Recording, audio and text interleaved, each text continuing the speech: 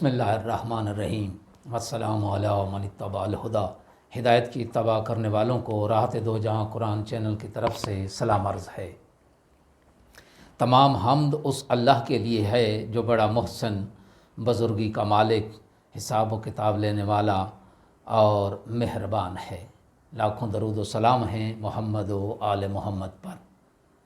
صاحبان ایمان، ہمارے آج کے سبق کا موضوع ہے سورہ بقرہ کی آیت نمبر 148۔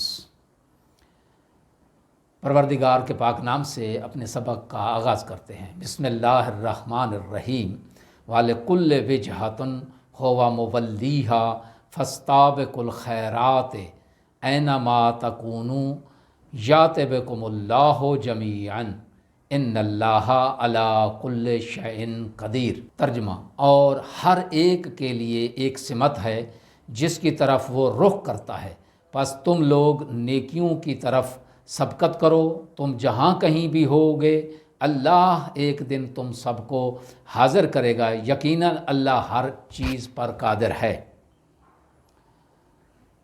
اس کی مختصر سی تفسیر۔ قبلے کے بارے میں ہونے والی بحث اور گفتگو اور اختلافات کے سلسلے میں بیان قاطع کے ساتھ ارشاد ہے کہ یہودیوں کا اپنا اور نصارہ کا اپنا قبلہ ہے، ہر فرقے کا اپنا اپنا قبلہ ہے۔ آپ صلی اللہ علیہ وآلہ وسلم اس موضوع پر زیادہ مت الجھیں، زندگی کا اصل مقصد نیکیوں میں سبقت حاصل کرنا ہے۔ بروز قیامت جب اللہ تبارک و تعالیٰ سب کو ایک جگہ جمع فرمائے گا تو وہاں نیکیاں دیکھی جائیں گی، قبلہ نہیں دیکھا جائے گا۔ قبلہ تو ایک قراردادی چیز، ایک قراردادی حکم ہے جس میں تبدیلی رونما ہوتی رہتی ہے۔